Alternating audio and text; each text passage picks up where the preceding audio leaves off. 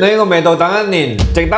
喺廣東粽入邊呢，我認為鹹肉粽地位呢係最高嘅。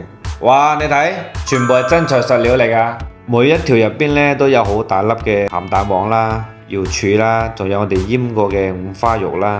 你以為咁就算啦？今年呢，我哋仲推出呢個黑松露雙黃瑤柱粽。中意食鹹蛋黃嘅朋友，你哋就有好福啦！鹹中帶鮮，富到流油。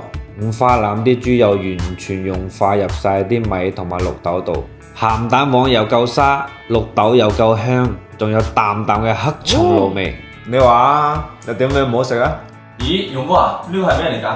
呢個呢，就係我哋同總台文創聯名推出嘅八寶粽香禮盒，可以俾你一次過體驗晒8種唔同嘅口味。